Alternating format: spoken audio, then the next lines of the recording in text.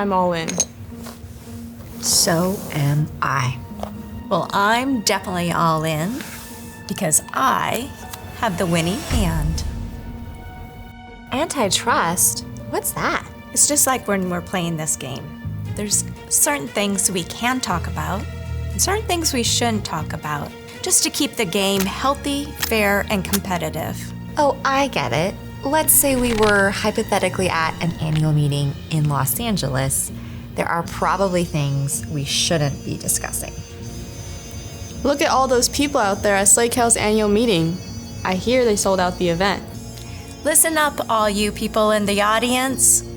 I see you back there. Steve, put your cell phone down. Just like our little game here, we want to make sure the market remains healthy, fair, and competitive. So we're going to remind you of our antitrust resolution.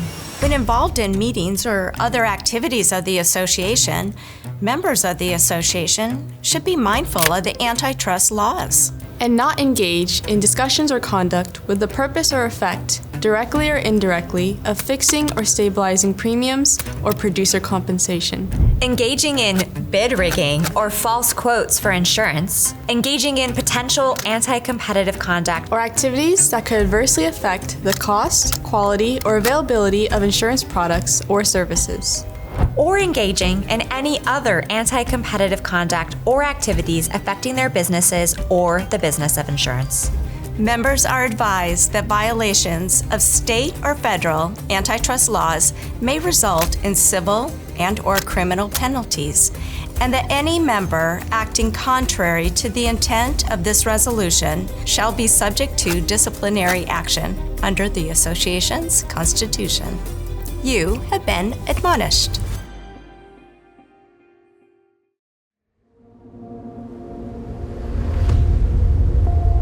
To maintain trust, you must first earn it. And earning trust at a global scale demands leadership. Because California is more than a marketplace. It is a global risk transfer ecosystem built on confidence, integrity, and collaboration. Every detail matters. When the standard you set becomes the standard others follow. In moments of uncertainty, leadership requires agility without compromise, the ability to adapt while preserving integrity. To maintain trust is to achieve balance between access and accountability, innovation and oversight, speed and responsibility. Our market must remain healthy, competitive, and fair. Otherwise, we fail. Welcome to the Surplus Line Association of California's 2026 annual meeting, where we are all in, safeguarding the world's largest regulated E&S market. Please welcome the CEO and Executive Director of the Surplus Line Association of California, Benjamin J. McKay.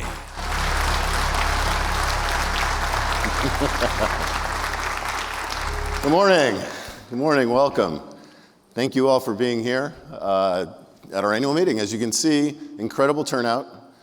First ever time that we've sold this event out. So congratulations, you're at a historic event. So you've got that to check off today.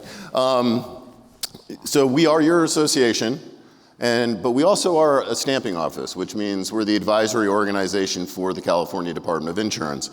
And in those dual roles, we get audited, examined, reviewed, judged on a regular basis. And we just had a months-long examination conclude, and at the conclusion of this examination, the owner of the examining company and the chief examiner got David Kadam and I on the phone on a Teams call and said, look, I've never said this before, but this is the best organization we've ever examined. And then she said some other stuff, but it just sounded like Charlie Brown's teacher. I don't know, And I don't know how, but somehow I knew the call had concluded. And I guess David did too. Our offices are right next to each other. We both sort of come running out. I'm like, did she say what I think she said? He's like, I think she said what you think she said. And he said, but you know it's not us, right? And I said, what do you mean it's not us? And he said, well, they interviewed a bunch of our employees. He goes, that's why they think we're so great. And I was like, really, David? You can't give me a minute? You can't let me feel good about myself for a minute. I'm like, what, are we married? So, but he was right. It is about our employees. That's what makes this organization great, right? It's the people that make this industry great. And that's all of you that are here. And we do have employees who are here, so I hope you'll take a minute or two and get to talk to them if you haven't already. But let's talk about why the room is so full. This industry has been going gangbusters, bananas, for about a decade and a half. We've had double-digit growth year over year over year over year. And about 10 years ago, we started asking ourselves, is this a temporary change or is this a structural change, right? Is this going to shift back? Because as most of you know, there's certain things we absolutely can write, certain lines of business, and some we absolutely can't. And then there's the stuff in between, right? So shipping and anything on the export list, we can write. Then there's personal auto and workers' comp. We can't write that. And then everything else in the middle, you have to go get declinations. And that's how you can sort of judge on how the market's flowing from the admitted to the non-admitted markets and back and forth. And so skip ahead 15 years, and we're pretty confident that that was a structural change. Like, that shift happened, and it's not going to shift back. I mean, obviously, it always does this. It toggles. But we think on the commercial side, that was a shift that's going to stick. So more recently, we've seen another phenomenon, which is personal lines. And we've seen the growth in the last decade of personal lines from being 1.5% of our book, of the surplus lines market, to 10%, which is a huge shift. And so the question is, the same question. Is that a structural shift or a temporary shift? And you hear the admitted carriers talking about, oh, they're going to come back into the market, but you don't see any evidence of more policies being written by them.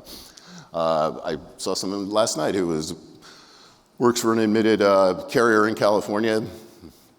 They pulled out of personal lines. So I'm not seeing the evidence that it's going back. So then you ask yourself, what could happen that could cause it to shift back? Well, you could have a law change, a regulatory change, especially on a personal lines insurance, because it's a highly regulated industry. So could that happen? Could you, for instance, repeal Prop 103 or modify it? And we've seen just a few months ago, there was an attempt to do just that. And it was shot down almost immediately by the interveners. And so we now have a test case to suggest that that's not going to happen. So if that's not going to happen, does this then become a permanent shift? Why does that matter to those of you in this room? And why does it matter to us as your association? Well, it matters because there's different rules that apply to personal lines versus commercial lines, right? Different laws, cancellation, notification laws, they're different. But I would say even more important than that is the perception's different. And how personal lines are treated in the eyes of the public, in the eyes of regulators, in the eyes of legislators is different. The expectation is greater, right? The way we conduct ourselves has to be better. We're held to a higher standard. And I'm not sure that the E&S market is ready for that.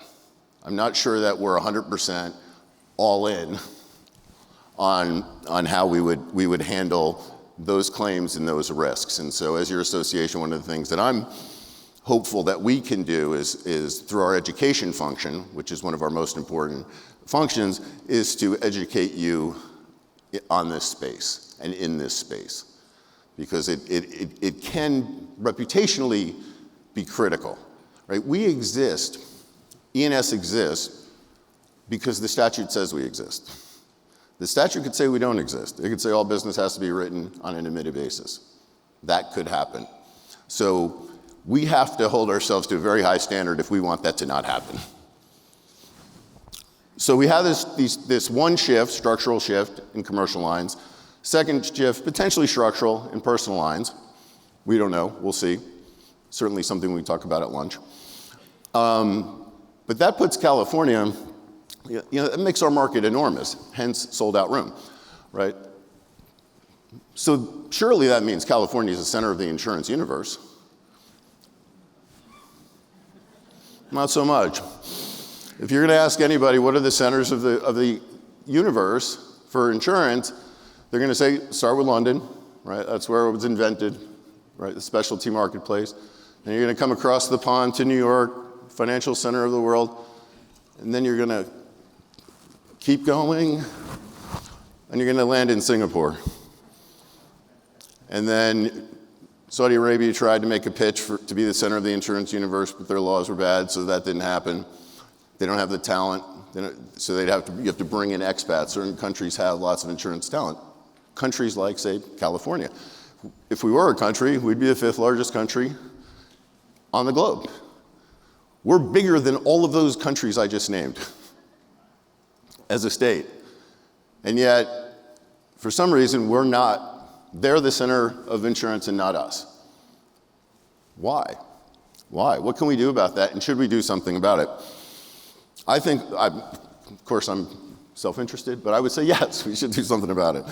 I'm at dinner last night. I'm looking out the window of the restaurant, and there's Wells Fargo on the building across the street. I'm thinking to myself, oh, there's a great California institution that now is in Florida. I'm like, that's not right. And then I'm thinking about going to my office, and our office in San Ramon is right across the street from this giant empty campus that used to say Chevron. And then I read a report that says we're going to lose 4 congressional seats in the next census because of the flight, because of exodus of people. And I thought there's nothing we could do about that, right? That's not our industry. But what we can do is focus on us and our industry. What can we do in California to make this industry prosper and great? And a lot of people say, well, regulatory environment isn't great, that's why everybody's leaving. Yeah, but there's countervailing strengths, right? We have all this talent. We have a great legal system, right? The reason that places like the Middle East can't compete with us is because it's just not a fair playing field, aka your antitrust admonition. They're too corrupt. It's hard to do business in places like that.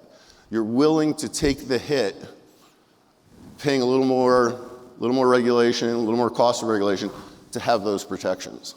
So I would suggest to you, and I'll commit to you, this should be one of the centers of the insurance universe, certainly on the specialty side. We shouldn't be ceding that ground to places like Dubai and Singapore.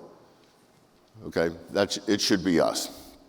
So, as your association, I just want to make sure that you understand that we're all in, committed to you, committed to making this the center of the insurance universe for you.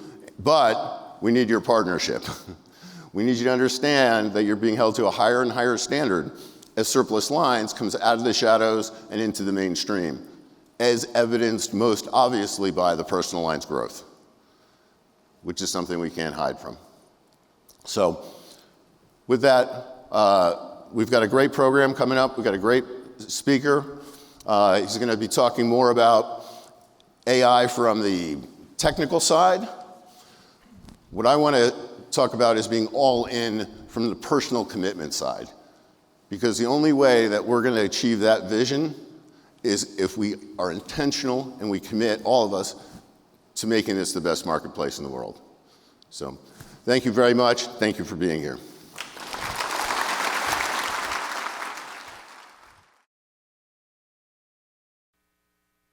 Remember those we've lost and honor the impact they've made on our industry.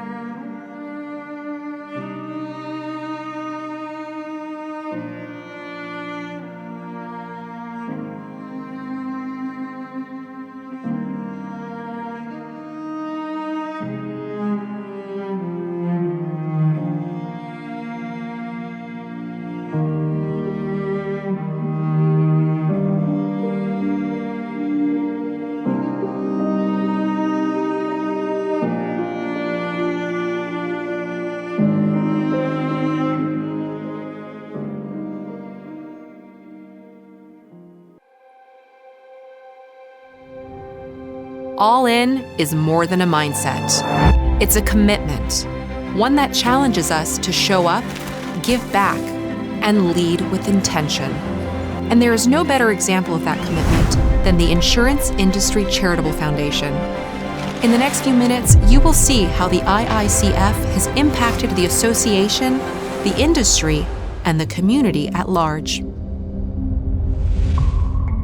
Throughout the month of October, roughly 100 volunteers from the Surplus Line Association of California took part in 7 shifts at the Alameda County Community Food Bank.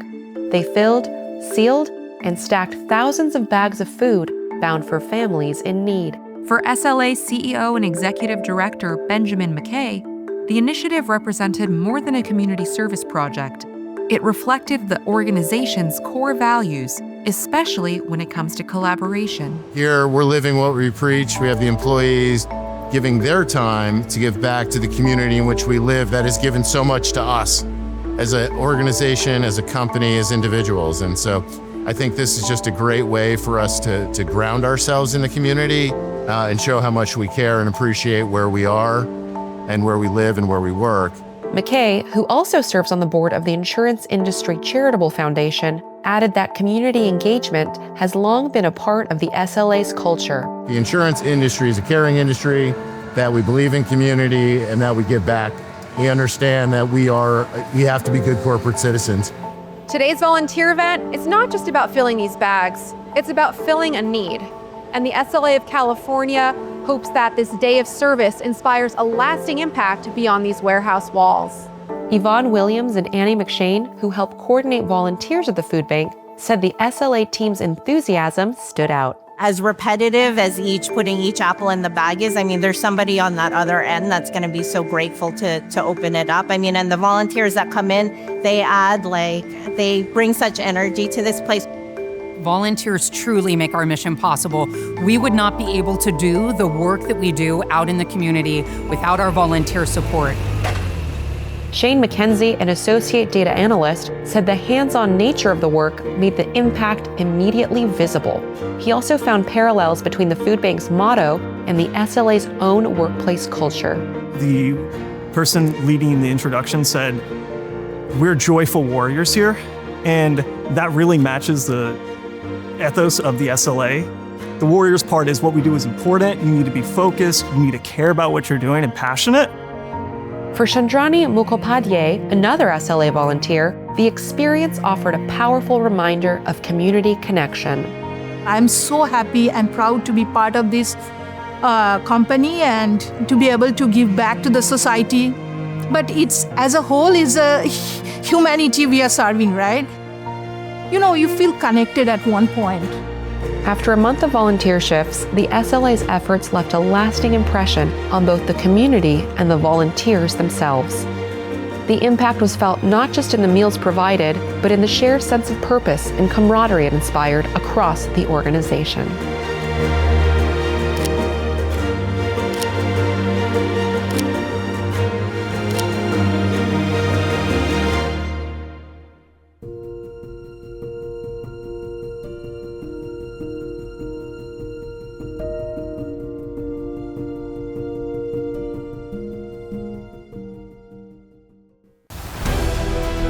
Today, we are proud to present the inaugural All-In Leadership Award, inspired by the bold All-In ethos.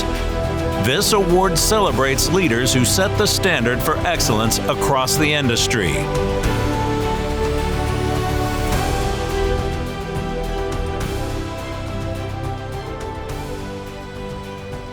I'm back. Probably could have just stayed up here. It's my honor to recognize the IICF Executive Director, Melissa Ann Duncan, with our inaugural All-In Award.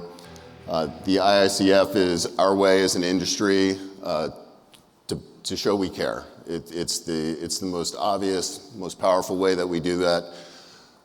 We, of course, everybody in this room, we believe in California. It's our home, and we'll do what it takes to keep it wonderful. And it's people like Melissa Ann Duncan that exemplify that embody that commitment to our state, our commitment to people. And I can tell you from being on the board, and if you haven't been involved, you should. You should get involved with this group or some group like it, because it's really enlightening and eye-opening to see what are the actual needs in our communities. You know, obviously I'm up in San Francisco. There's a ton of need, and you start to wonder, like, what are people doing about this? And then you have this parade of people coming in who tell you all of these incredible stories of the things they're doing, the people they're helping, how they're making a difference. It's really inspirational. It's very healthy for you as a board member. You get a lot out of it. And this is all coordinated by this wonderful woman who really has this service heart, this commitment to service that I've never seen in anyone in my life. So, Melissa Ann, thank you so much.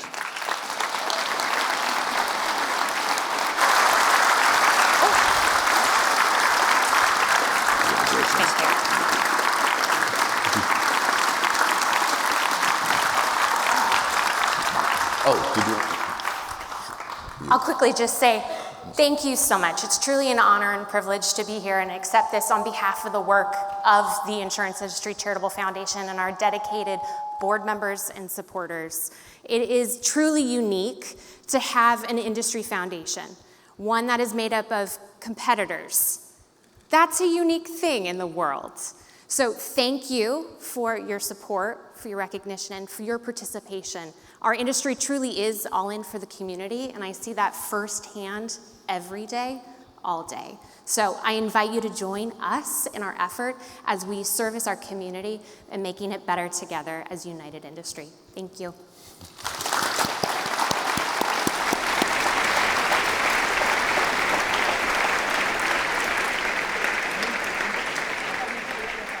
As we turn to our keynote presentation, at the center of one of the most significant counterintelligence cases in U.S. history, he helped capture the nation's most notorious spy. Please welcome our keynote speaker, cybersecurity expert and former FBI operative, Eric O'Neill.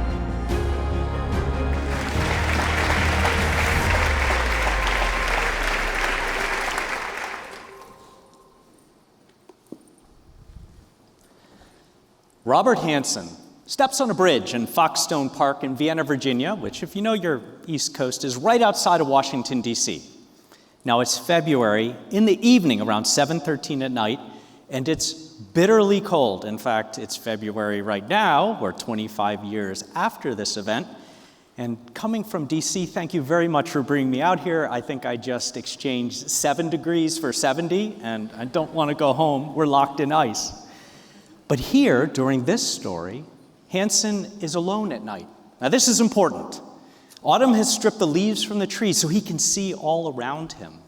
And his breath is frosting in front of him. So it's cold enough at that evening that there's no dog walkers or joggers. There's certainly no kids at play. And when he feels that he is completely safe and alone, he reaches into his sport coat and he pulls out a package. It's about that big. It's wrapped in trash bags and packing tape, so it's going to be completely protected from the elements. He steps off the bridge and he slides the package into the superstructure, where it's not going to be seen by those dog walkers or kids at play. Gets back up on the bridge and he knocks the dirt off his shoes and he smiles to himself. Because Robert Hansen, supervisory special agent for the FBI, a decorated agent who has spent 25 years in the FBI, has just loaded his final drop to the Russians after 22 years of being their top spy in our intelligence community. Let that sink in. So this is the year 2001, which means that he spied during the height of the Cold War for the Soviet Union and was so adept at espionage, he lasted the collapse of the Soviet Union and the reformation into the Russian Federation and continued to spy. And we never caught him until the very end of his espionage. And during that time, he gave some of the most egregious secrets that have ever been given to a foreign power, including our nuclear weapons program, our warfare plan, what we would do if Russia struck first or we decided to strike and pretty much end the world in a nuclear attack. I don't know if anybody wins that, but hey, we didn't want them to have our playbook. Hansen gave it to them.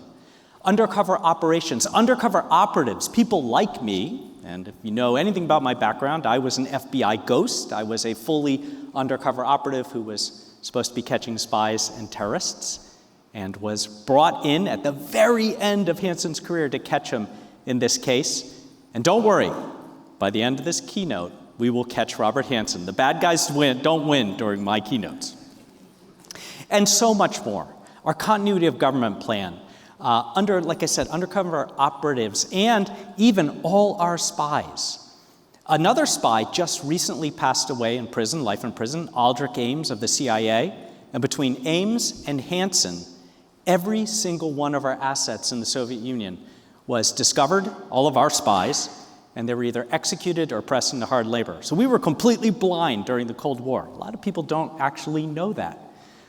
Good thing we outspent them because they were winning the intelligence game. But I could go on for my entire half hour on what Hansen did. But it's not what he did that's as important as how he did it. Hansen wasn't just the most damaging spy in US history. He was our first cyber spy. He was able to steal information from computer systems at the FBI that were never built to defend from a trusted insider. And he did it ruthlessly, taking very little money for all of the secrets he gave up. And today, espionage has completely changed. Let me tell you what I mean. We're going to play a quick little game. I'm going to say one word, and I want you to keep in your mind the first impression you get. You ready? Hacker. Okay. How many people here, and it's okay to raise your hand if you want, thought of a kid in a basement, black hoodie, typing away at a keyboard, right? You know, type, monochrome screen on his face, and grandma yells from upstairs, it's dinner time, and he says, not now, and he pounds an energy drink and eats some bad carbs and hits one key, and in every one of these movies and TV shows, what does he say? I'm in. That's right, I'm in. Into what? I mean, that would be magic. Harry Potter might as well come across in that same scene and wave his magic wand and say, I'm in too. Because that is not how attacks work. Attackers are not using computers to somehow breach your computer. I mean, I can't stand it, all the movies, and here we are in Tinseltown, right, in all the movies, and I occasionally consult with different TV shows and movies, and I always say, look, you can't have your assault team coming up on the target doorway, and there's this big metal door, and they can't get through, and they bring in the hacker, and the smaller guy comes in with an iPad and just taps, and right, the door just opens magically. It's not how these things work. What attackers are doing is they are launching clever, traditional espionage attacks against you and me, against all of us. They are attacking a person using all of the old school espionage techniques that have just been upgraded to the modern era. Deception, infiltration, impersonation, confidence schemes, exploitation, and destruction. And today, what you have to worry about in your businesses isn't as much the spies, now they come after everyone because economics now drive the futures of countries, but cyber criminals. And cybercrime is the fastest growing business on earth. Today, the only difference between an attack by a foreign intelligence service like Russia or China, Iran, and North Korea, and a cybercrime syndicate or gang is the outcome. They use all of the same tactics. They quietly learn about you. They find that one employee that they think they can exploit. They learn everything they can about that person, and look, we give them everything they need through social media. We put everything about ourselves out there. They know our lives. They know where they work. They know what we do.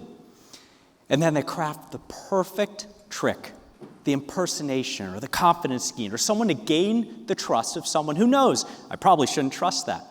And once they do it, they slowly become that person within your data, spread as deep as they can, and then the difference is the outcome. Spies want to steal everything they can and disappear quietly without you ever knowing they're there. And the criminals smash and burn everything on the way out, which is why you see these ransomware attacks where they say, if you want your data back, you have to pay us. And then you say, I've got good cybersecurity, I'll just restore from backup. And they say, that's fine. We also stole your data, and we're going to give it to your competitor, or publish it online, or go through your CEO's emails and find the most embarrassing things and make sure the media gets them. And then maybe you pay. So the difference is that outcome in how these attacks happen. And there's so much that we need to think about before we get into these pressure situations where the bad guys can try and force us to pay. So why is there so much cybercrime? Cybercrime, like I said, is the fastest growing business on earth. And it's because of the dark web. Now, this is supposed to be a cavern. Obviously, I made this picture with AI. I'm not that creative. I didn't draw it. And this isn't a guy hanging from a noose. It's a spelunker, like spelunking down into this grand cavern of the dark web. And this is how I picture the internet. I think of the internet as this massive cavern that spreads throughout the entire earth, where we are all connected in ways we have never been before, where all our data can be shared in an instant, where we've coordinated and communicated until we're not going to be happy until we can share at the speed of thought. And that data that has become the currency of our lives. It's what drives innovation. It's what drives business. It's our confidential innovation. It's our intellectual property, is what spies and criminals want to steal. That is the currency today. So to understand the dark web, we have to understand the internet just a little bit. Only 10% of this massive, almost living organism we call the internet is what we are used to thinking of the internet when we put our hands on a keyboard. It's what we can Google. It's what we can reach out with a search engine. It's what we call the surface web, the open part of the internet, that mouth of the cave up top where you can still see daylight, where you feel safe, where you can say, I can leave here at any time I need. That's only 10%. All of human history. This is where marketing thrives. All our websites and our open social media, finding your friends on Facebook, dating apps, these sort of things. And then you go deeper.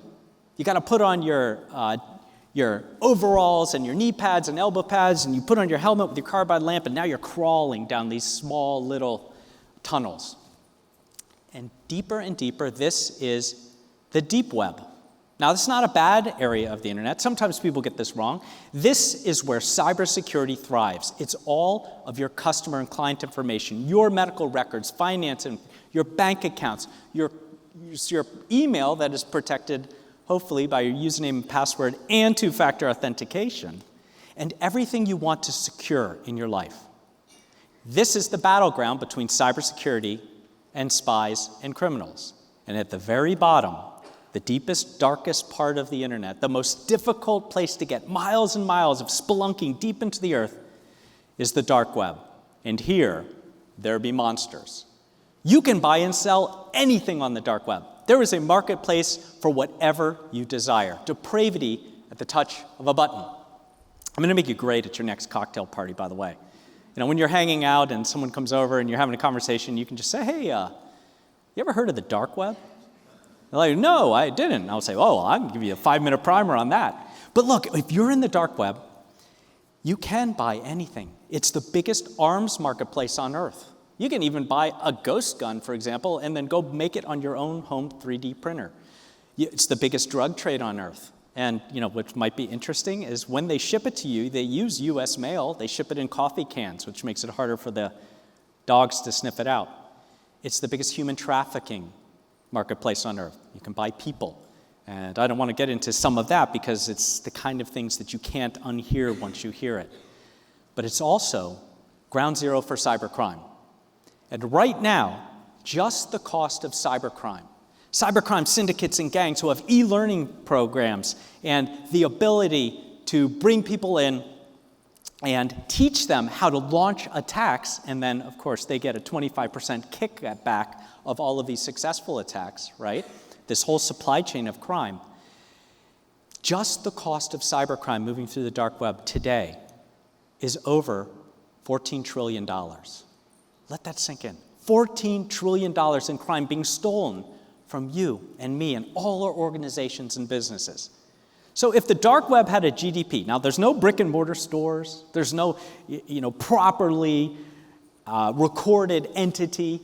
It's just a place that exists because people have set up these volunteer servers all over the world. But if it had a gross domestic product, right now it would be the third largest economy on Earth. Let that sink in for a moment. Third largest economy. That means it goes the US, we're still on number 1, and then China, boo, China, and then it would go Germany, and then California. Good job, California, right? Except for the dark web, which bumped Germany for the 3rd spot, moves California down to 5th, and then Japan, poor Japan, down to 6th. That's how large it is and growing. And it behooves us to defend ourselves against it.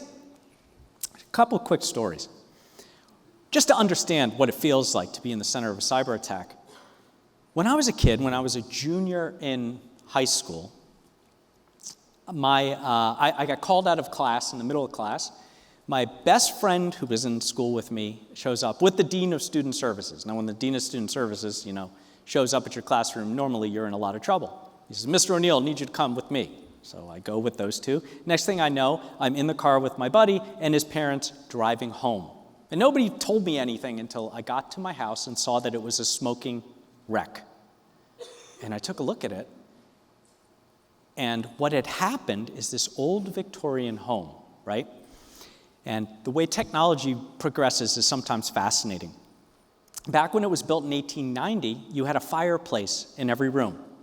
And so, it's freezing in the winter in DC, you build a fireplace in every room. That was a hassle. And so what they did as technology improved is they said, we'll just build one huge fireplace in the basement, and then we'll run ducts up into the rooms. And instead of fires in all those rooms, we'll just have these metal plates that will heat up, big iron plates will heat up and then radiate into the room, right? Technology.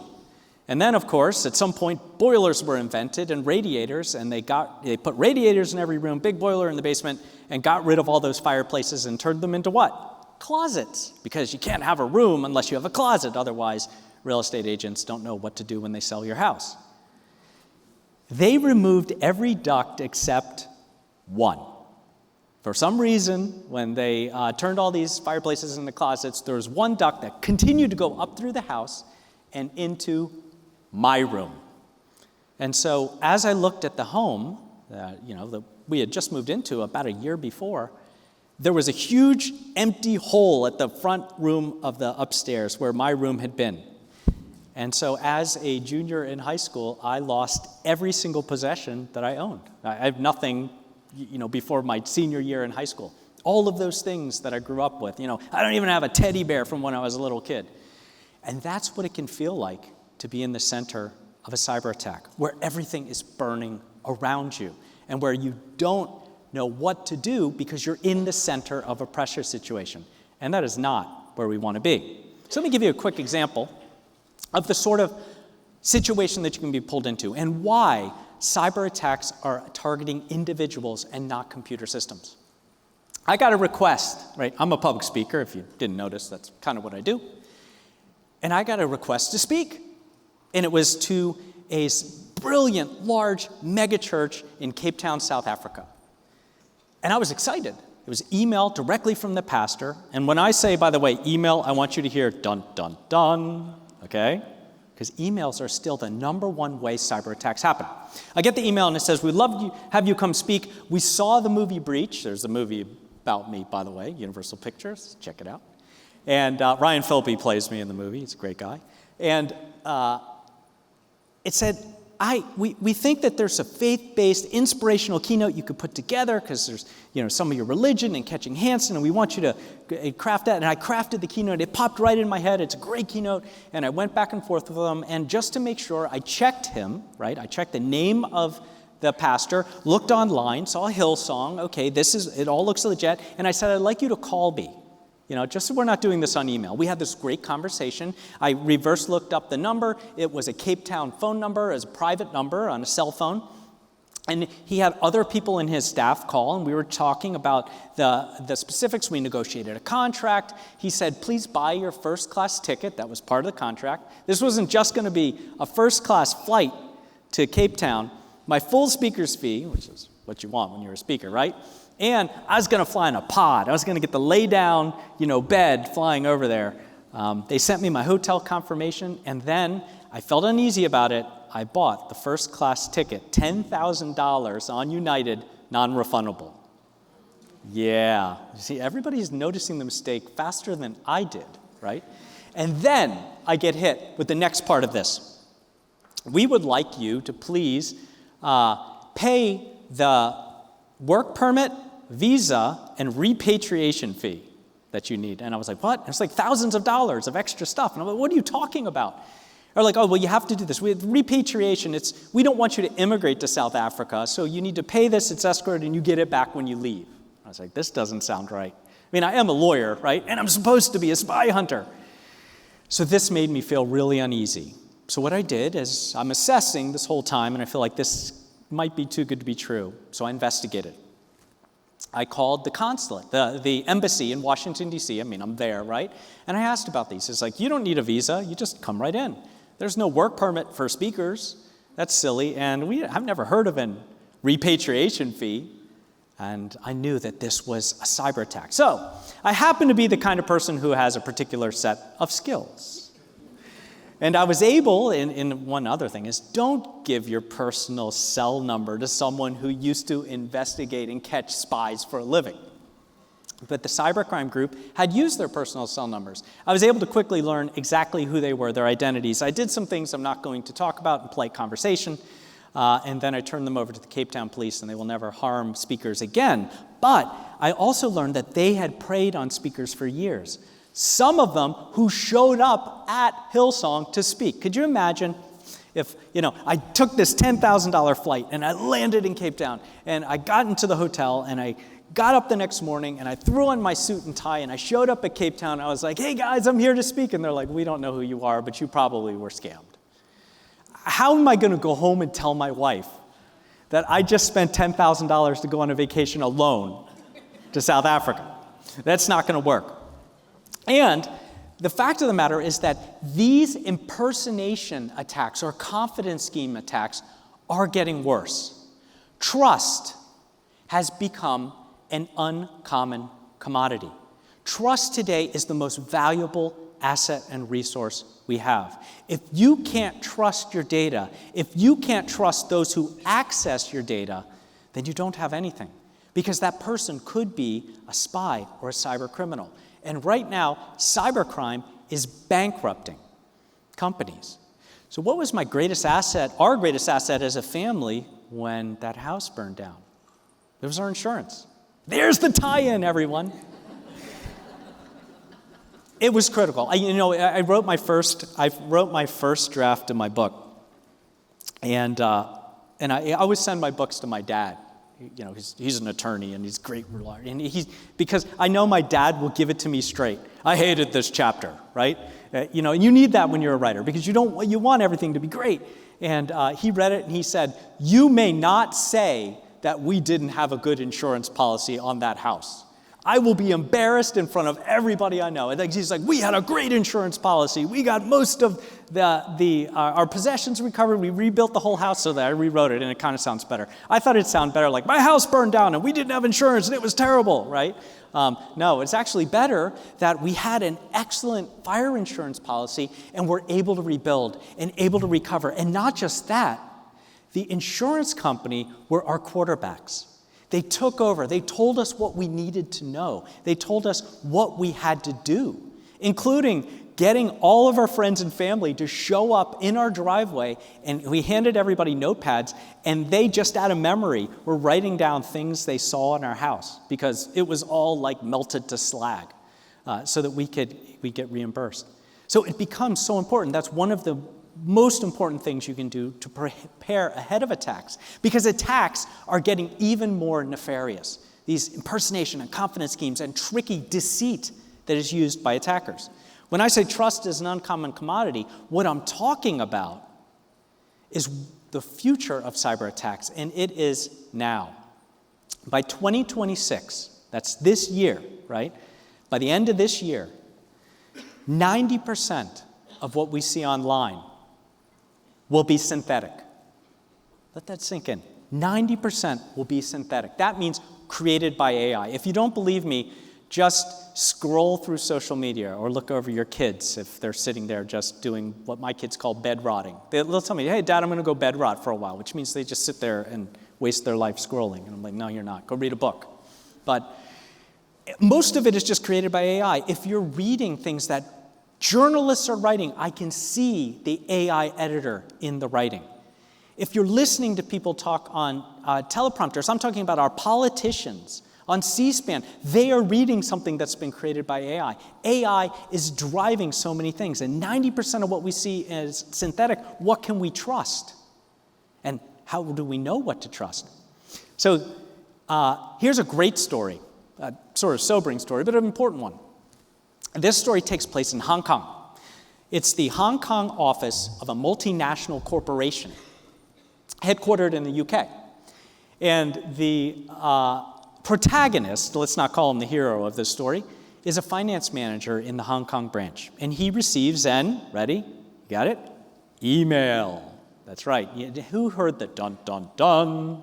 Yeah, an email. And the email's very clever. It comes from the CFO, Chief Financial Officer for the entire company. And who sees where this is going? It doesn't say, please process this wire right away for $1 million, or we'll lose this very important deal, and keep this confidential and don't tell anyone. That is still what we call business email compromise, and it costs billions of dollars to organizations every year. This is more clever. It says, please join me for a virtual meeting. And so, he straightens his tie and he clicks through the link to the virtual meeting, and he's on his Zoom square, and he sees the CFO in his Zoom square, and then 2 people he recognizes from finance and 2 people he doesn't. And then the CFO says in his, little Brady Bunch box, I'd like everyone to introduce themselves, and they all do. And then the CFO abruptly cuts the conference. And now the emails continue. For 2 weeks, he receives 15 separate emails asking him to process payments to 5 separate bank accounts in Hong Kong, which he does, to the tune of $25 million.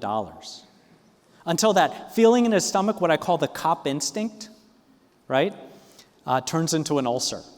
And he calls over to the UK and he says, do you guys want me to keep sending these wires? Because, and they've never heard of him or any of the wires. They were defrauded by a cybercrime gang that used social media and online YouTube appearances of individuals in the company to create avatars that could say anything they wanted, who moved with fidelity and facial expressions that looked real, who completely fooled this person who was trained not to send a wire from an email, but he was told, as far as he knows, face-to-face from his CFO to do it. And they short-circuited all of the training. They didn't use a single line of code. They didn't use a single line of malicious software. It was all just an impersonation scheme. Espionage 101. And they stole $25 million. And today, deepfakes are really easy. So I asked, because the good news is that everybody is going to get a copy of my new book. Because SLA is so awesome. Spies, Lies, and Cybercrime. Just released, already a bestseller. Everything you need to know to protect yourself with cool stories. You'll recognize some of the stories in there. But I thought to demonstrate how deepfakes work, I would ask a couple of friends to come in and, promo the book for me. And tech team, we are going to need sound for this.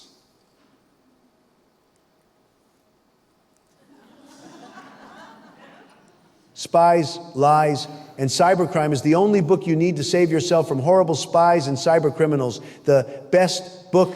This is it. Everybody says so. Everybody says so. Look, we're bipartisan here. We're not partisan at all. Spies, Lies, and Cybercrime is the only book you need to protect yourself from spies and cyber criminals. Come on, man. Run out and get that book now. Trust me. Spies. Okay, that's enough. It took me 3 minutes to do each one of those. And I could have made them said anything I want, right? Like, I'm the president of the United States, go buy Eric's book right now, right? Now, of course, I didn't publish them online because I don't want anybody suing me. We know what happens when you make fun of Trump. But, once again, it was easy. And it's so easy to do this. This is the future of cyber attacks. This is the future of impersonation attacks. This is the future of attacks on you as individuals. Because if a fake pastor from Hillsong can attack me and get me to almost fall for the scheme, if it can happen to me, it can also happen to you. So what do you do? And once again, you don't really have to take notes because you're all going to get a copy of the book and it's in there. I have a methodology called PAID. And if you listened earlier, deception, impersonation, infiltration, confidence schemes, exploitation, and destruction is a cool acronym called DICED. These are all the ways they'll attack you. PAID is prepare, assess, investigate, decide. This is how you defend yourself. We're going to run through this, and then I'm going to tell you how we caught Hansen. And then some time for Q&A. So think of that question that's burning in the back of your head. Prepare. We prepare ahead of the attack. You don't want to be in the pressure situation. You don't want to be looking at your house, which has just burned down, and then be thinking about cybersecurity. You want to do it now, when things are chill. This starts with a vulnerability assessment. Company comes in, we do it. If you need some help, let me know. Comes in, looks at your holes, looks at what needs to be changed, looks at what needs to be patched, what you need to shore up, and where the most likely avenues for an attacker to come in. Part of this, of course, is cybersecurity insurance.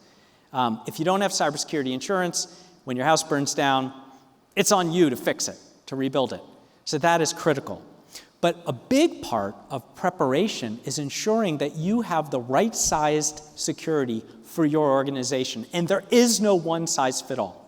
It depends on a lot of complexities, including what market you're in, whether you're going to be targeted by a high-stakes cybercrime group or just attacks of opportunity, what you're doing in the industry. All these things matter to the sort of levels of cybersecurity you need based on, well, you guys all understand this, the risk that you're undertaking. You've prepared. You've done your homework. You're crack ready. You've got training. You've got cybersecurity. You've got the technology. It doesn't end there. There is no easy button for this. You have to continually assess. Personally, for all of you, this is critical. You read my book, you've prepared. But that means you still have to assess. If something looks too good to be true, if you get that letter saying, I'm a Nigerian prince and I want to give you $3 million and you hold it for me and I will give you 20% when I get to the United States, it's probably a scam. When you're sitting at the bar and that beautiful man or woman comes over and they just want you to fall in love with them, it might be too good to be true. And when you receive those emails, texts, or DMs on social media giving you the most amazing offer possible, be skeptical. Always assess. Cybersecurity isn't set or forget. You have to constantly have your radar out. Be looking for the thing that creates that burn in your stomach, that feeling, that cop instinct that something might be wrong. And when you see it, when you see that something's wrong, put on your spy hunter hat. Investigate. Now, for your business, that might mean you bring somebody in who says, yeah, we're going to take a look. We're going to do a deep dive. We're going to see if a spy has infiltrated. In your personal life, that means that you make a phone call. What could I have done for Hillsong? The number one thing I could have done just to save myself all that grief and not have this great story. I could have just called them. I could have spent the money with the long-distance call, called the church and said, hi, I just want to make sure your pastor reached out to me. I'm Eric O'Neill. They'd be like, who? I don't know. Oh, it's a scam. 5 seconds, right? That can save you. That financial manager in Hong Kong could have called the UK.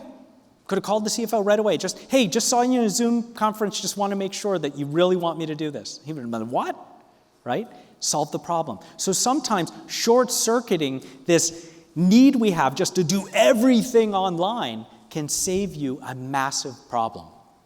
And then finally, let's go. Decide. You have to decide to act.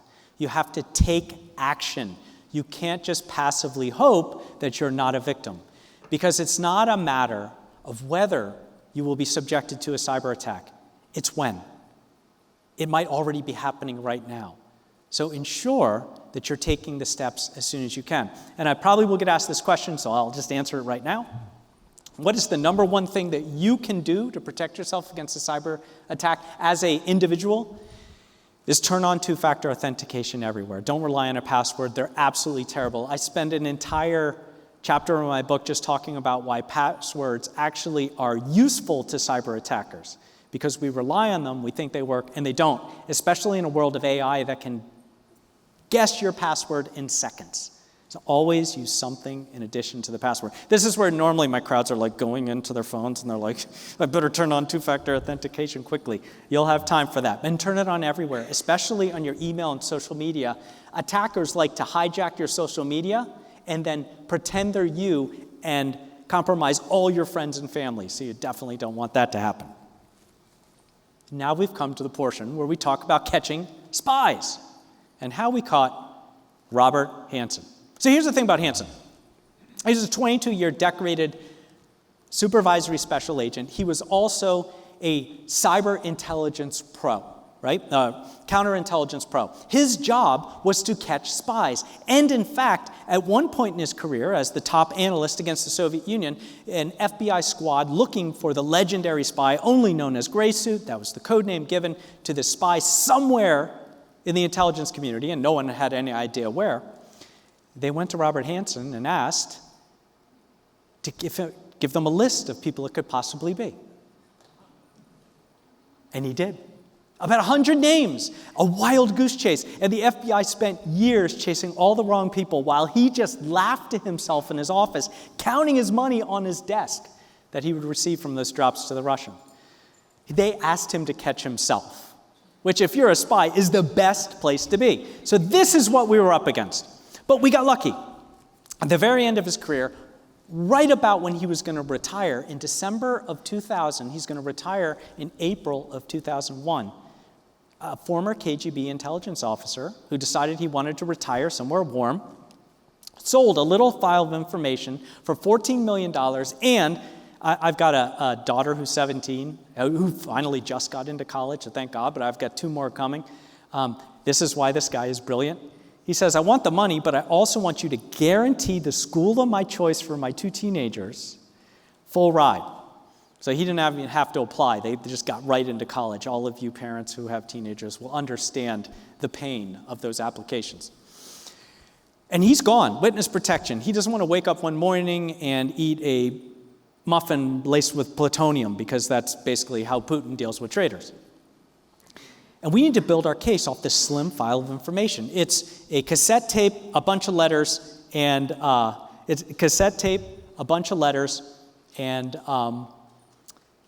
trash bag. The trash bag that he wrapped a drop in. So we could run fingerprints, we could listen to the cassette tape, and it was his voice. And when we did the analysis of the letters, there it is. And hearts fell in the FBI.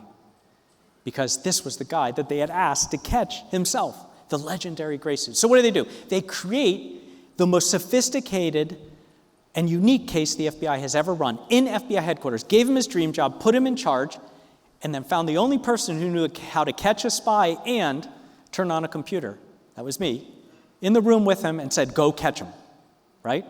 Took a hacker to catch a hacker. And here's how I did it. He had a Palm Pilot. Who remembers a Palm Pilot? Who's Gen X and older, right? So for everybody who's not, every year there's less hands that go up and it makes me feel older. It was a PDA, personal data center. You flipped it open, you pulled out a plastic stick and you stabbed it a lot to get the information in. He loved the thing, and I realized he loves it so much, and he said he's encrypted, we need to get it away from him. The problem was he kept it in his back pocket. This is an image of his office that I created, and he had this blue bag, and every time he sat down, he would put the palm in the bag, and every time he stood up, he would put it in his pocket again and again and again. So how do you short circuit that, right? I had an assistant director and a section chief come in unannounced. They stop $20 on his desk, and they say, you and me, the shooting range now, and I bet you that 5 targets out of 5, we can beat you. He tries to beg off. The assistant director says that wasn't a request, and he heads down there, all upset, and forgot to grab his Palm Pilot out of that blue bag. And they're down there shooting. I go into the bag. Now, there were 4 pockets, 2 on either side. AI is not great at creating exactly what you want. And I found a Palm Pilot, a data card, and a floppy disk. I grabbed all 3. I ran down 3 flights of steps. I handed it over to a tech team. They start to copy it. And as they're copying it, I get a text that says, he's out of pocket coming to you. And I told them, I said, I'm going to need that stuff back. They're like, we're almost done, don't worry. I said, you don't understand. He's armed, he's angry, I'm not going to win. If I don't get there before him, he's going to shoot me. And it's not like James Bond or Jack Bauer, right? Or Jack Ryan. Like, I'm not the spy who starts with a J, it's an E. So I get there like 2 minutes ahead of him. I kneel down in front of the bag and I realize I have 3 devices and there's 4 pockets and I have no clue, and he's coming through the door. So I just dropped all 3, zipped everything up, and ran to my desk and put the best poker face I've ever had right here. He leans over my desk, glares at me, then goes into his office, slams the door, and I hear zip. And I'm thinking, maybe I should be running down the hall right now. But I knew that I had to be there, otherwise he might have cut and run, and we would have never caught him. So I stayed. He comes out, looks at me, and he says, "Were you in my office?" Now, remember prepare? I said, yeah, I was in there. I put a memo in your inbox. Didn't you see it? Remember memos? Now it's just all email. And he looks at me, and he looks at me, and he says, "I never want you in my office again." He leaves for the day. And just a few weeks later, he's on this bridge in Foxstone Park. He's loaded his last drop to the Russians, feeling really good about himself. And he retraces his steps to his car, which is parked right around the corner. FBI vans screech to a halt, panel doors open. They point their guns at him. He raises his hands. He says, "The guns are not necessary."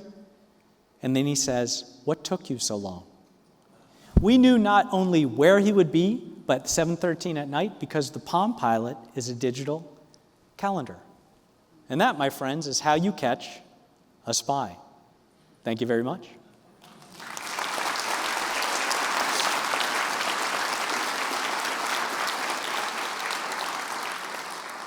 Now we have some time for Q&A, and sometimes people feel I'm trying to trick them with this QR code, and I'm not. But if you don't believe me, you can just go right to the URL surplus line. This is a really cool site that I put together with SLA, and it'll give you some goodies that will help you in your cybersecurity journey. Also gives you all access to my weekly award-winning newsletter where we talk about spy stories and a tip of the week and those sort of things. Please do sign up for that. It's completely free to all of you. And it's also how you can contact me if you don't want to ask a question today, but you do later. With that, who's the bravest person in the room? Right there. I'll repeat the question. What keeps me up at night? In fact, there's a chapter in the book titled, "What Keeps Me Up at Night?" Because, so much of what happens in cybersecurity and cyber attacks is scary. The idea that you could click something wrong and suddenly everything on your computer has disappeared. All of your pictures and all of your data and all your information. It can feel completely invasive if a cyber criminal does that. But what keeps me up at night is something bigger. Years ago, actually, in the middle of the pandemic, when everything cost too much and no one was leaving their homes, I installed 25 solar panels on my roof. Not to save the environment or not just to save power, but it actually cost me more than I'll ever get back on ROI. But because I believe that within the next number of years, within the next few years, I think I predicted by 2027, we will have a catastrophic cyber attack in our critical infrastructure here in the United States. That means no power, that could mean no water. And remember, it's not just water coming out of your taps, it's the water that leaves your house that you don't want anymore. When toilets back up, people get sick. And all of that is part of a network critical infrastructure that is all driven by computer systems today. And it's very vulnerable, and there have been quite a few probe attacks by nations who want to do us harm. It's actually the only way that there could be a form of warfare here in the United States, what we call asynchronous warfare, which I think we should just call warfare. In fact, I have been proposing for quite some time that the US demonstrate our offensive cyber capability because we want to create a deterrence effect against countries who would launch a cyber attack against us by showing that if you do it to us, we are going to do it to you.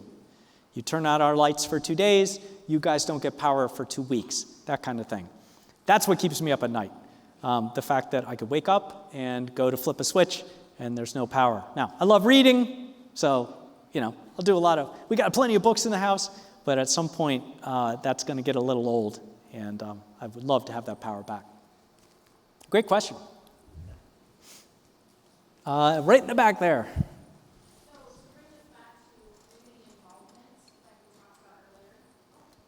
Oh, perfect.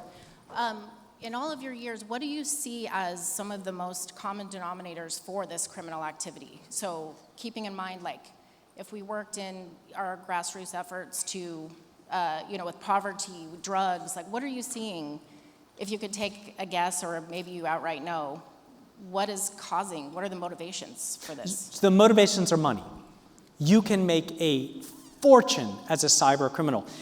We did some analysis. If you are in, say, Eastern Europe, a former Russian state, or in Russia, your starting salary with a degree in IT or computer science is going to be like $20,000, $30,000. Your starting salary as a ransomware attacker is in the $100,000s. And that's why. And it's tax-free, right? You're not going to declare it, And so the other reason is it's so easy for cyber criminal gangs to recruit. And they recruit all over the world. They're recruiting kids. There was just a story where kids in the UK and the US are getting recruited. I highlighted this the other day in my newsletter saying, parents, be careful what your teenagers are doing online. Smart kids are getting recruited using Discord and Reddit and those sort of forums by spies who are hiring them, in cybercrime gangs, who are hiring them to launch ransomware attacks, and they tell them, you do this and you're going to make this much money, right? And our kids are all enterprising. They're always looking for a little bit more money to, go to their fast food place of choice or get more gas for the car. And they might not see that it's a problem because they're not seeing all the way down the road to what's happening to the work they're doing. And so it's easy to be recruited in. It's easy to find your way in. And because so many young people are so smart, they're jumping into it because they can make a fortune doing it. And most of the attacks are coming from countries that have no extradition to the US, no cybercrime laws, and so they get away with it. And it's very hard. I have example after example about major cyber attacks where the FBI and Interpol and Australian cyber defense and UK cyber defense, Scotland Yard and everyone know exactly who it is and where they are, and they can't touch them. Or they go into the dark web and they smash all their servers and they grab all the decryption keys and they hand them out like Halloween candy to everybody who was locked by ransomware. And then 2 months later, the same cybercrime gang is right back up and launching attacks because they have resilience too. They have backups. And they restore from backup and they start launching attacks again. So it's very hard to stop cybercrime as a government or law enforcement. So it behooves all of us to take the steps to protect ourselves. Great question, thank you. Right here in the front. So you discussed the role of AI in fueling cybercrime. What's the role of AI in fighting? Great question. AI in fighting cybercrime is the future of cybersecurity, and the future is today. People are not fast enough to identify the attacks and understand, using all of the massive amount of data, telemetry that we receive, where the attack has landed. Because today in cybersecurity, in the old days of cybersecurity, we were trying to build this huge wall and this moat and this fortress around your data. No one was going to get in. And that just doesn't work at all. There's too many ways to get in, particularly today with so many people working at home or from Starbucks or wherever they are, like outside the parking lot after they drop their kid off at school. Like this hybrid work approach is a disaster for security, but it is the future of work, right? And so right now what we're doing in cybersecurity is we're assuming that the bad guys will get in. We assume they'll get in, and the trick is spot them as fast as you can when they land, and then collapse security around them, isolate, and minimize the damage. That's the holy grail. And you can do that much more effectively with AI, because we're receiving what we call telemetry, data, information from all of the different devices within your security infrastructure, right? And by doing that, what we can see is that this doesn't look right. Like, this person doesn't normally log on at 3 in the morning and access this data over here that they have no need to know, right? And they certainly don't do it from China. So with certain information like that, you can immediately say, okay, that's a problem. The AI locks that account out, and then the human comes in and does the investigation to find out whether that person should have been locked out or they're on vacation in a Starbucks and really angry. But that's a better, outcome than their account was taken over because they did the wrong thing with an email, and now they've just lost a bunch of data from the organization. So the way that I try to, because I love movies, that's why I love to come out to LA. But the way that I explain it in the book, or sometimes when I'm on stage, is if you want to think of like AI for cybersecurity versus AI for cybercrime, think of like the movie Tron, the original movie, not like the newer ones that are terrible. But these programs fighting programs. And if you want to imagine our good guy AI fighting bad guy AI in light cycles, go ahead. You might as well. It's all an analogy. But bad guys, they have large language models too. Like we use ChatGPT to make our lives easier. They have their own large language models that are evil and will do anything they say and have no guardrails. And that's what we're up against. Right there in the center. If you could let the microphone get to you, that'd be wonderful. My voice carries. Oh, your voice does carry. I'm going to use this because my voice carries pretty well.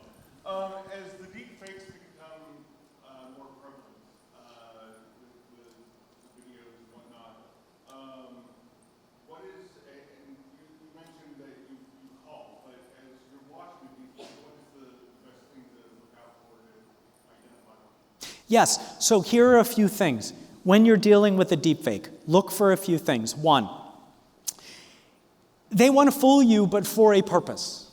It's not just going to be a deepfake. So I guess the purpose of my presidential deepfakes, right, was as an example, but also, hey, go get Eric's book because we said to, right?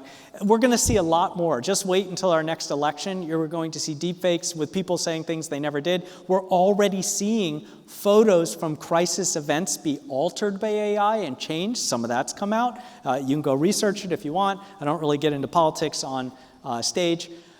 But what you want to look for is that deepfake is going to try to get you to do something. And usually it's find a way to get the money. So if someone is asking, if someone you don't know or has never met, right, is asking you for money, that's a tell. If they're asking you to send a wire or send cryptocurrency, that's a big tell. It might be a deepfake. There will always be urgency. They want you to move quickly to do something because they don't want you to think. They don't want you to have the time to say, wait, this doesn't seem right. I listened to Eric O'Neill on stage. I better assess and investigate, right? They don't want you to do that. They don't want you to go ask your friend. One of the, some advice that I give for, especially when I'm speaking to elders, right, and teenagers, is find someone who's your buddy. Like the most hard-nosed person out there that you know, who you can just run these things by. I end up being that person for literally my entire family. I get like 3 or 4 texts or emails a day like, hey, is this a scam? Like, is this real or not? That's right. That's the function I serve, okay? I do this for a living. But you need somebody like that where you can just run it by them and say, does this sound right to you? And it's like, no, he doesn't love you. You've never met that person. I know it's Valentine's Day and you're lonely, but no, don't invest in their cryptocurrency scheme. Don't. Like make them come and fly out and see you. The other way that you can see a deepfake, deepfakes are really good with these short things, but if, for example, you're talking to someone online and you think it might be a deepfake, you can test that very quickly. There's 2 versions, the professional version and the fun version, okay? Professional version. Just ask the person you're talking to pick up a pen, right? Deepfakes are programmed to be very human, right? To move kind of and blink and not be static. But they can't do something on demand like pick up a pen. Although now that the book's out and everybody's reading it, all deepfakes will be able to do that. The other thing you can do is, the fun thing is like, raise your hands in the air and go like this, right? Deepfakes definitely don't do that yet. So that's ways you can test. Now, the fidelity is getting so good. Some people will say, like, look for tearing, but that can happen in a video anyway. Look for shadows. Do you know how a shadow should fall off a light? Like, I don't, right? So really what you want to do is look for the asynchronous things, like urgency and do this and send me money, right? That's probably a scam. Unless your friends just ask you for money all the time, then I don't know what to tell you. Right here. Oh, right there, and then when the microphone's going, then we'll come to you. I'd be interested in learning more about what trends you're starting to see with the cyber attacks. Are industries changing in terms of who's being hit, and are the sizes of those organizations shifting from maybe middle market, large scale to smaller, more accessible businesses? Is the question, I'm sorry, it's a little hard to hear, is the question who is more susceptible to cyber attacks? So is small businesses versus large versus, am I getting that right?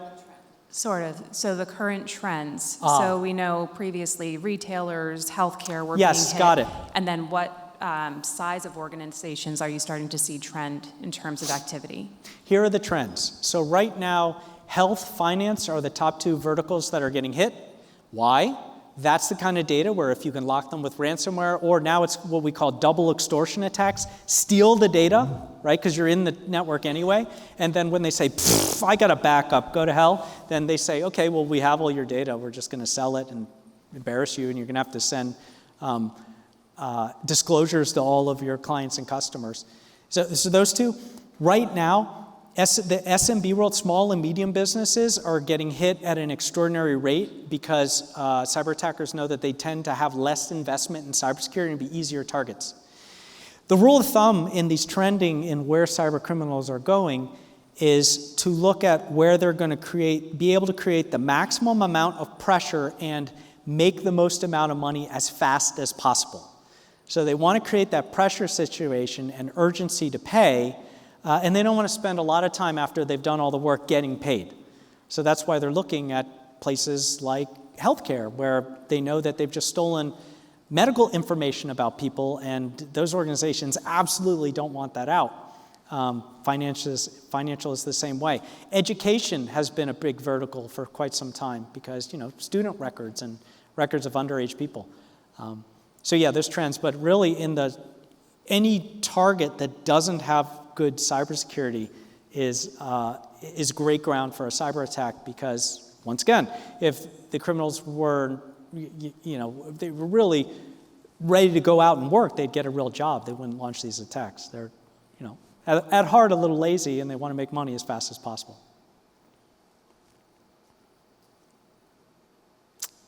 And there you go. I think we're at our last question. Last question.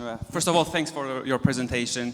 My question is also related to trends. A trend that we are seeing in the transportation industry right now is that we have many claims for fraudulent pickup. So in practice, what is happening is that we have hackers in Eastern Europe that manage to hack a genuine email address of a trucking company or a broker, and they actually book a load. But they have a fake trucker go there, they pick up the load, and the load disappears. So on the other hand, we don't really know, or looks like the industry feels helpless on what can we advise these small trucking companies or brokers in order to protect their email addresses, or maybe see if someone else has access, because it's a big challenge right now, at least in the transportation industry. Yes, exactly. And that's what we call a supply chain attack. So you're infiltrating one part of the supply chain in order to hit another part of the supply chain. And we see this a lot in what we call invoice attacks. And I have a couple examples in the book where you learn enough about the company. This is another nuance to that attack. You learn a lot about the company. Like, for example, one that I talk about in the book is a company that does a lot of events. And they learned where they did a number of the events, and then they would send an invoice from one of the event companies downstream and say, hey, you owe us this money, we just did this event over here, and here are all the names, and it looks great. And so the person paying the invoices and accounts payable, will process it, and companies lose millions of dollars that way. The way to solve this problem is to instill some double checking. And that can mean, two people are looking at it before it's paid to make sure it actually happened. Make sure this is the actual event. And you can't just call the number on the invoice, because now there are dark web call centers where people are highly trained to respond as the people they're impersonating and tell you, oh yeah, no, this is totally us, right? Because now instead of even giving links, they're saying, call here if you dispute this invoice. So that you're talking to a person, and people are much more likely to believe a person than a link. So that supply chain, interrupting that can be incredibly difficult, but what it requires is an extra layer of diligence to make sure that you know that what you're paying is actually something you're supposed to pay, or that the vendor or the downstream entity you're working with is actually who they say they are. And one thing that I say is none of us live in a digital island. We are only as secure as everyone who lives there with us. So if you give any connection to your data to any other organization or person, you got to make sure that they're practicing the same cybersecurity that you are. Otherwise, that could be the point of access for an attacker. So with that, I've used all my time. I think I got a little extra time, so bonus everybody. And I'm going to do a book signing. So all of you get a book. I think it's going to be right around the corner, and I will see you there. Thank you very much.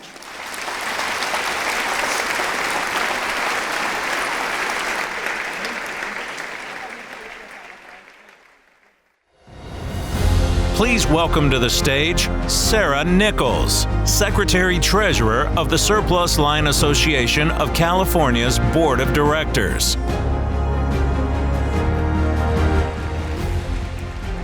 Good morning, everyone. Before we hear from our incoming chairman, we have some business to attend to. So first, please direct your attention to the screen for the Board of Directors slate nominated for 2026. The proposed slate for the 2026 Board of Directors is as follows. In leadership, for the position of Chair, John Washington, Senior Vice President, Arch Insurance Group. Vice Chair, Sarah Nichols, Senior Vice President, Crum and Forster Insurance Brokers. Secretary-Treasurer, James Faley, Vice President, Vela Insurance Services. Past Chair, Rich Gobler, Executive Vice President, Burns and Wilcox. Board Members, Janet Beaver, Executive Vice President, Arinity. Terry Moran, Chief Underwriting Officer, SPG Transportation. Robert Gilbert, Managing Director, Excess Casualty, Markel West Insurance Services. Pam Quillisi, President, Ryan Specialty Transportation Underwriting Managers, Ryan Specialty Group. Charlie Rawson, Regional Growth Leader, Epic Insurance Brokers.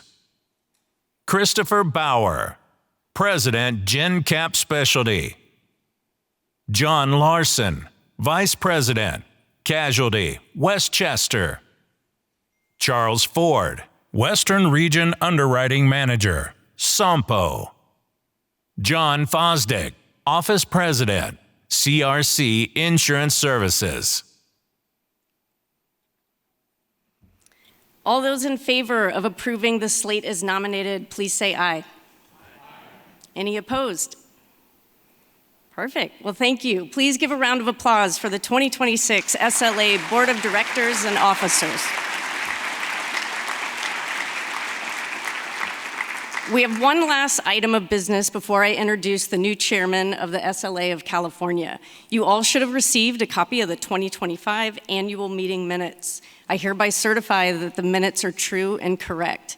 May I have a motion to approve the 2025 minutes? Is there a second? It has been moved and seconded to approve the 2025 annual meeting minutes. Those in favor, please say aye. Any opposed? The minutes are approved, and that concludes this portion of our agenda.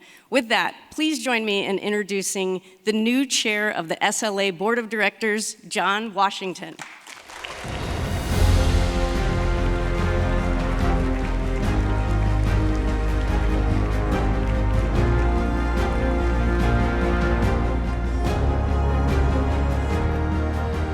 Let's give it up for our new Vice Chairman, Sarah Nichols.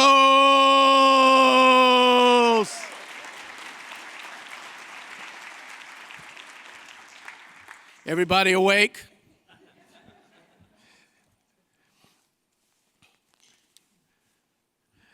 Good morning. Thank you to our new Vice Chair, Sarah Nichols, for that introduction. It is truly an honor to stand in front of you today, and I don't take that lightly. I want to begin by thanking our outgoing board chair, Rich Gobler, for his leadership and service. He leaves this organization in a strong position, and we are building a solid foundation. I'm excited, I am energized, and I am deeply grateful for the trust you've placed in me as I step into this role. Now, I'll be honest. When I was thinking about this moment, I didn't want it to be just another state of the organization address.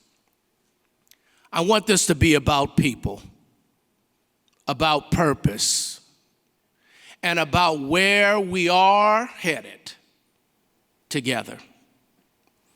For those of you who do not know me very well, let me share a little bit about my background.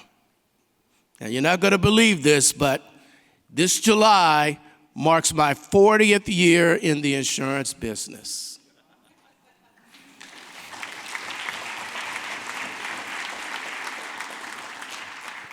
I started selling life and health for Mutual of Omaha. Yes, literally knocking on doors with leads coming from the company-sponsored Wild Kingdom TV program. That was my introduction to this industry. Over the years, I've worn many hats working across the surplus lines ecosystem. From working as a retail broker with Marsh, to time on the carrier side with AIG Lexington and Ace Westchester. And most recently, I'm proud to have spent the past 24 years at the Arch Insurance Group. Anybody from Arch here today? I see ya. So I've been in this business and seen just about every angle. And what that experience has taught me is this: insurance is not boring. It's human. And it touches people's lives in ways we don't talk about nearly enough.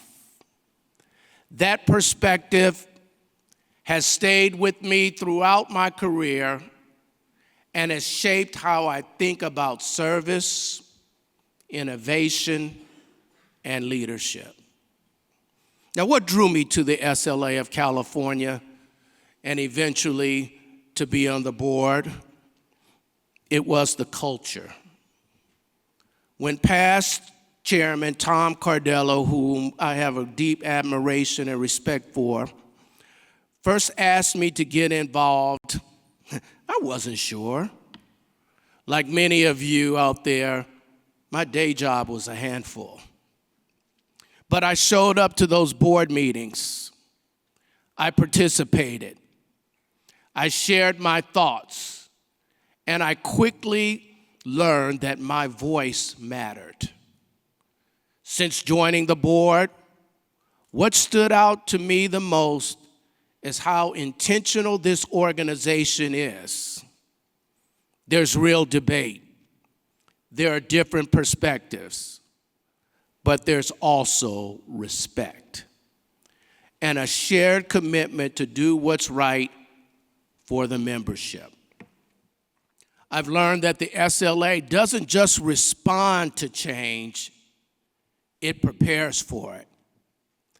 That mindset is rare, and it's one of the reasons I believe so strongly where we're headed. As I've spent more time around this organization, listening, learning, and watching how the board and staff work together, I started to ask myself this question. If this experience has meant so much to me, how do we extend that same sense of connection to the entire membership? That question became the lens through which I started thinking about this role, and ultimately the focus and anchor of my tenure. For me, that anchor is simple: service to the membership through inclusion and engagement. Now, I want to be clear about what I mean by inclusion. What I'm talking about is belonging and our collective contributions. People want to feel like they're part of an organization, like their voice matters. This is your association, and my goal is for every member, regardless of role or tenure, to feel that in a real and tangible way. That means moving from one-way conversations to two-way dialogue. We're already taking steps in this direction, listening directly to members through surveys and feedback, expanding education that's driven by your needs, and creating opportunities for members to help shape content, courses, and priorities. When members help build the organization, they don't just consume its services, they invest in it. Another key focus during my tenure will be to make visible what has historically been invisible. The SLA of California is doing incredible work behind the scenes, especially in data, analytics, technology, and innovation. But too much of that value stays inside the walls. We can do better. Imagine an analytics and insight portal where members can access meaningful, actionable data, tools that help you understand market trends and emerging opportunities, educational content that blends compliance, analytics, and real-world application. This isn't innovation for innovation's sake. It's innovation in service of helping you do your job better. When people understand the impact of what they do, they engage differently. And engagement changes everything. And I like to make this point. Ben and the SLA of California team are exceptional. My role is to support, amplify, and continue to connect their work more directly to the membership. There's a phrase that I love that was shared by a leader I admire. Success is not by accident. Success is a choice. I believe success is built through preparation, collaboration, execution, and leadership with vision. And at the heart of that leadership is credibility and trust. If we say we're going to listen, we must listen. If we say we're going to act, we must act. That say-do consistency is how organizations earn trust from their stakeholders and how that trust grows. And it's something I take very seriously. I will close with this. We're in an industry that quietly holds society together. During recessions, during pandemics, during uncertain times, insurance shows up, especially the excess and surplus lines group. Coverage matters. Communities recover. That kind of impact depends on all of us in this room today. This organization succeeds when everyone feels like they belong, when success is shared and contributions are acknowledged. My invitation to you is simple, but also a challenge. Get involved. Share your voice. Respond when asked for input, and raise your hand when opportunities come up. Because the best ideas don't live in one room or with one board. They live across the membership. And when this organization reflects the full strength, insight, and diversity of its members, there's no limit to what we can build together. Thank you.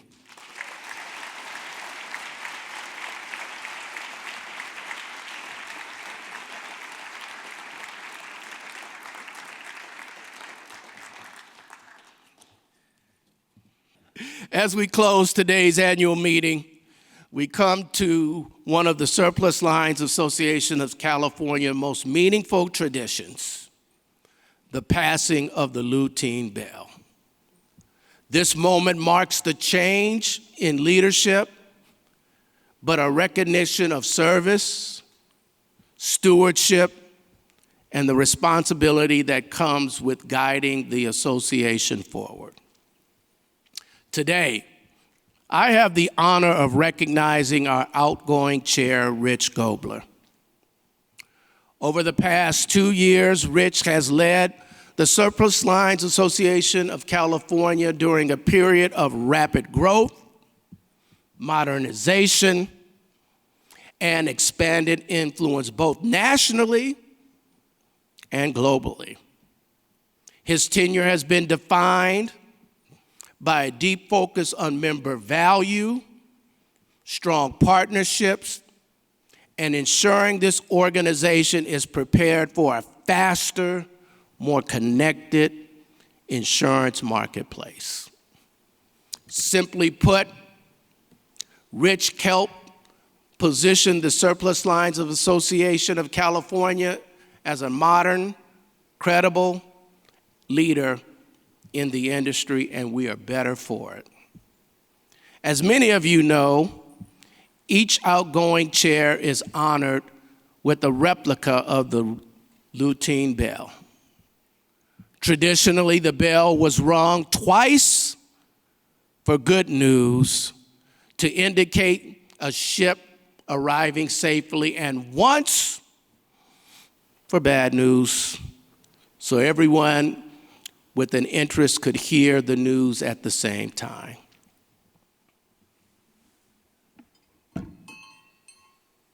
Today, and I hope I get it right, we ring the bell twice to signify that Rich Gobler has arrived safely at the conclusion of his chairmanship and having led the Surplus Lines Association of California with integrity, vision, and care. And I want to take care of this bell. Okay.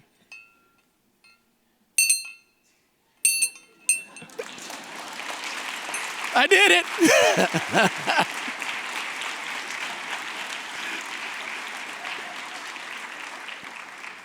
Now, as you may know, you've noticed that Rich isn't here with us today.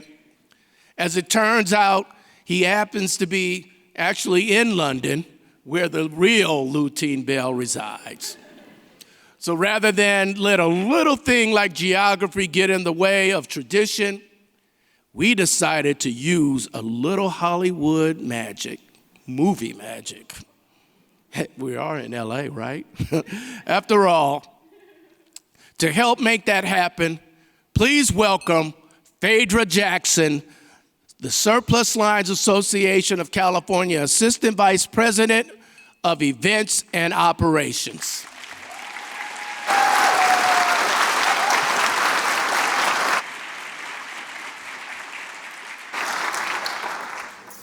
The Brits pronounce her name Phaedra. Phaedra has graciously agreed to take this lutein bill across the pond and deliver it personally to Rich at Lloyd's of London. Safe travels, Phaedra. And whatever you do, don't drop that bell.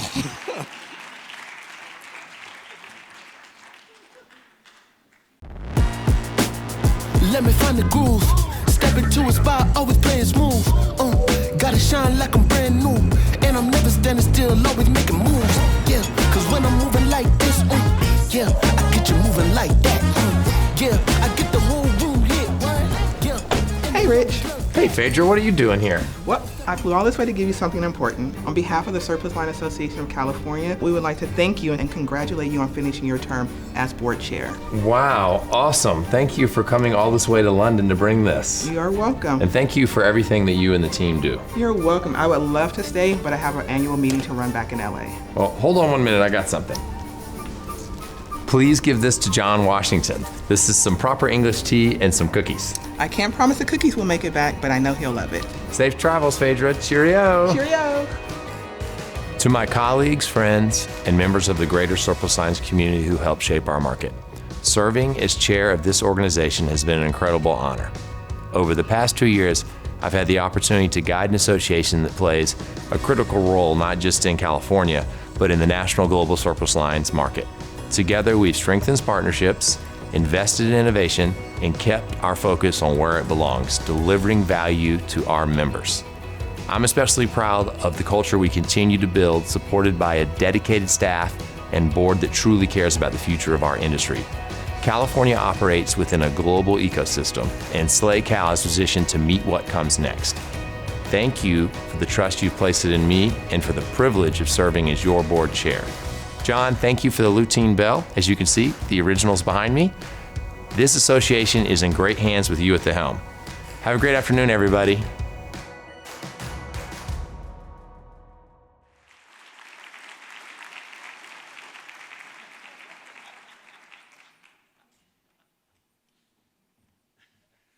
Let's give a standing ovation for Rich Gobler. What a great job. What a great chairman. Great person. Thank you. Well, Phaedra's back. Tea and cookies direct from Rich. Wow, tea and cookies from Rich. Now that's leadership all the way to the end. Please join me again in thanking Rich Gobler for his vision and his lasting impact on the Surplus Lines Association of California.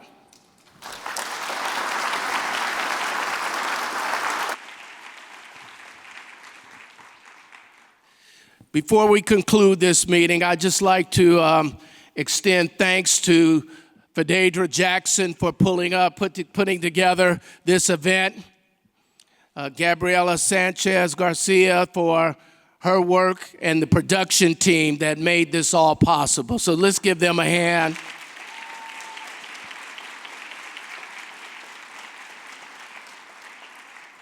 Thank you for being here today and conducting the important business of the Surplus Lines Association of California. And I've been waiting to do this for 2 years. And on that note, the 2026 meeting is adjourned.